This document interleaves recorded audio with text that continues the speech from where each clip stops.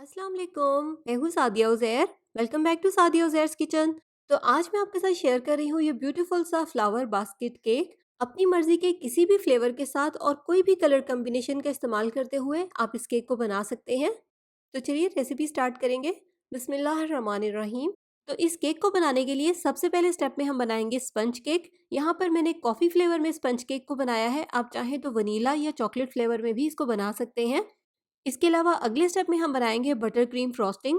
Previous video में इसकी recipe मैंने आपके साथ शेयर की है। इन तमाम वीडियोस के लिंक आपको नीचे डिस्क्रिप्शन बॉक्स में मिल जाएंगे। तो नेक्स्ट अब हम केक क्योंकि कॉफ़ी फ्लेवर में बना रहे हैं, इसलिए स्पंज केक के साथ साथ फ्रॉस्टिंग को भी हम थोड़ा सा कॉफ़ी का फ्लेवर देंगे।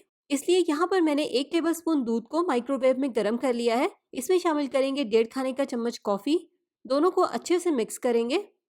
मिक्स करने के बाद इसको फ्रिज में रखकर अच्छे से ठंडा करेंगे, फिर इसको फ्रॉस्टिंग में शामिल करेंगे।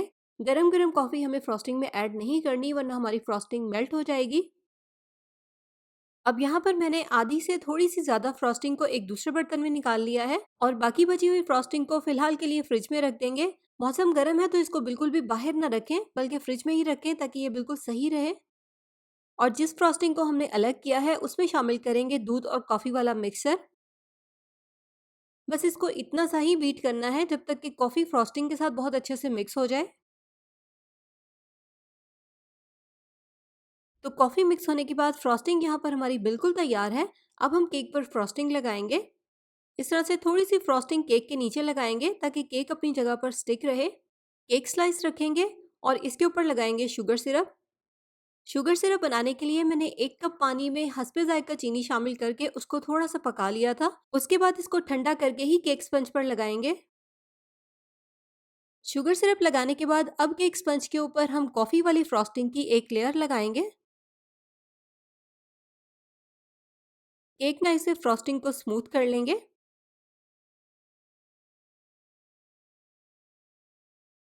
अब इसके ऊपर केक स्पंज का दूसरा स्लाइस रखेंगे।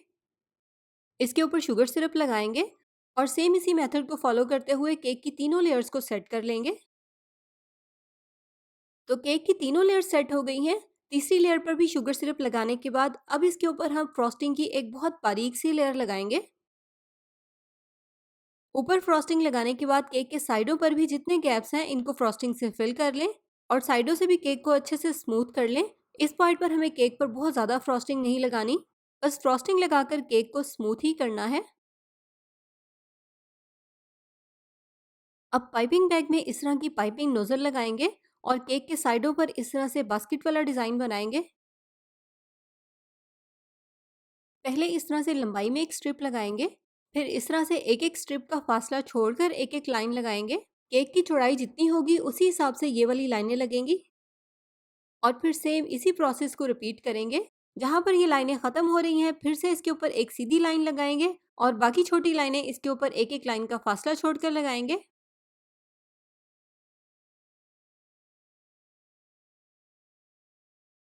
इसके बाद केक को सेंटर से थोड़ी सी हाइट देने के लिए इसके ऊपर थोड़ी सी फ्रॉस्टिंग लगाएंगे और इसको लेवल कर देंगे।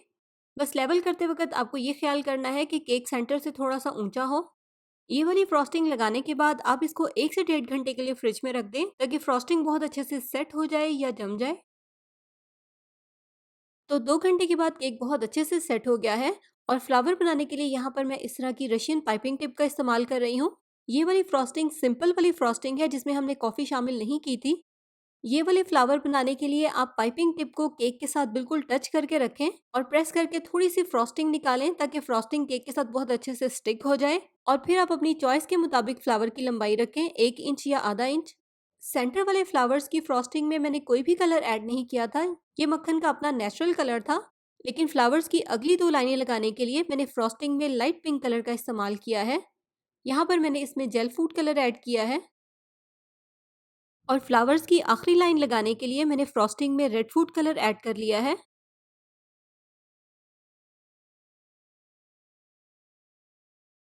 और इसके अलावा ग्रीन कलर के लीव्स बनाने के लिए मैंने ये वाली पाइपिंग टिप ली है। फ्रॉस्टिंग में अपनी मर्जी का कोई भी ग्रीन कलर ऐड कर लें और इस तरह से लीव्स बना लें। इसके अलावा फ्लावर्स के कलर कॉम्बिनेशन भी आप अपनी मर्जी के मुताबिक चेंज कर सकते हैं या चाहें तो आप एक ही कलर के फ्लावर्स भी बना सकते हैं। तो लीजिए, हमारा बहुत ही ज़बरदस्त सा फ्लावर बास्केट केक तैयार है। कॉफ़ी केक है, आप चाहें तो इसको वनीला में या चॉकलेट में किसी भी फ्लेवर में बनाएं। तमाम स्पंज केक के वीडियो लिंक्स आपको नीचे इस वीडियो के डिस्क्रिप्शन बॉक्स में मिल जाएंगे।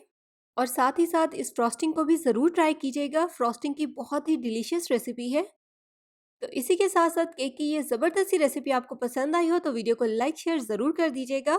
और अगर आप चैनल पर नए हैं तो सब्सक्राइब करके नोटिफिकेशन ज़रूर ऑन कर लीजिएगा। रेसिपी ट्राई करें तो कमेंट सेक्शन में अपना फीडबैक भी ज़रूर दीजिएगा। इसी के साथ साथ अपना बहुत सा ख्याल रखिएगा, दुआओं में याद रखिएगा। Thank you for watching. अल्लाह हाफिज़।